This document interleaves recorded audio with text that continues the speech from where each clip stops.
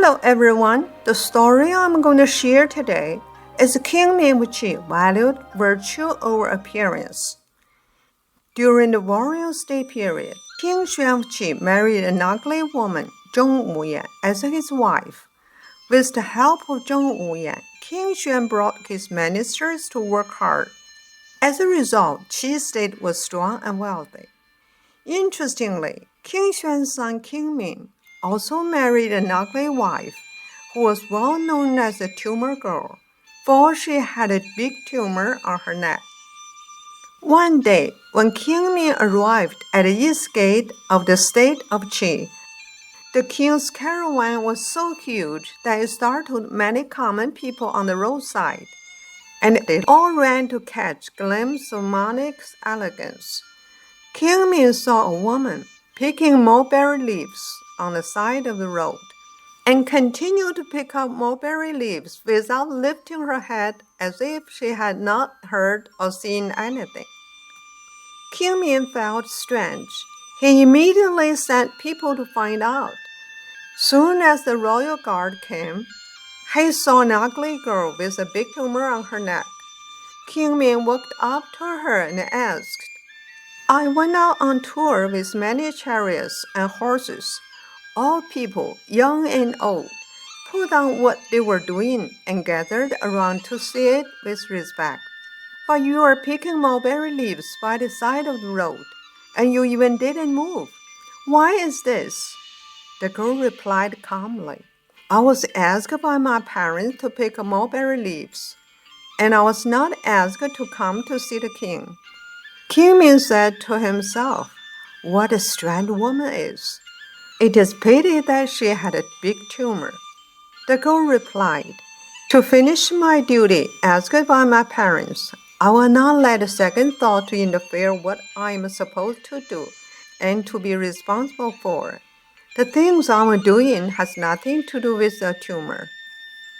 When King Min heard this, he could not help but very excited and said, "This is a virtuous woman." Then he immediately ordered a carriage following behind to take the girl to the palace.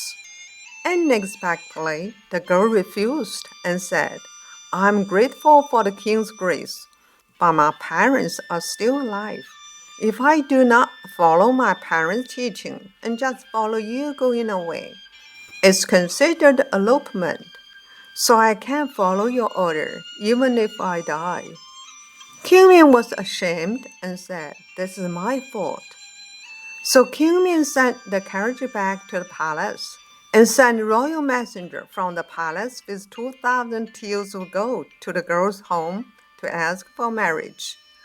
Upon learning this, the girl's parents got panicked.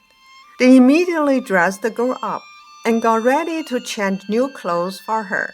But the girl said, "If I have to spruce up my appearance to meet the king, and I will no longer look the same as when he first met me, then I won't go." After seeing this, the girl simply packed up, still wearing her original clothes, and followed the royal messenger to the palace. King Min informed all concubines in the palace to welcome her. He said, "I went out for a trip today and got a holy girl. Now she is coming. Please go and welcome her to the palace." The concubines did not dare to neglect his order and all dressed up and followed him out. As soon as the tumor girl showed up, the big tumor on her neck attracted everyone and shocked them all. The concubines couldn't help but cover their mouth and laugh. The attendants were so frightened that they lost their manners, and even King Min felt embarrassed. He said, "Don't laugh. She just didn't dress up. If she dresses up, she will look 10 or 100 times better." Upon seeing this situation, the tumor girl was very calm and cited the 4 kings of the ancient times, Yao and Shun, Jie and Zhou, as an examples. And she said, Yao Shun lived simple lives. They did not trim the thatched roof. They did not decorate the clothes of the ladies in the harem, and only prepared 2 kinds of dishes for meals. Thousands of years later, they are still models for the world. On the contrary, Jie and Zhou built houses with high walls, filled their harems with fine silk and satins, and played with rare jewels every day. However, they died and their countries were destroyed, and more than thousands of years later, they still laughed at by people all over the world. Judging from this, the difference between dressing up and not dressing up is 10th of 1,000 times, not just 100 times. The girl's intelligence was made queen by King Min and became the head of harem. Since King Min made a girl as a queen, her virtue and simple living habits quickly spread among the people in Qi state. People in the palace became more humble. Recreation areas such as ponds and lakes were filled in. Food waste was reduced, and the clothes of palace maids became simpler. In less than a year, Qi state became powerful and influential to all states. The national power of Qi reached its peak during the reign of King Min, but it also plummeted during the reign of King Min. King Min was able to push the state of Qi to the top. Of course, that could not be separated with the contribution of Queen with the tumor. However, after the queen died, the state of Yan conquered the Qi state. King Min fled and was killed in foreign land.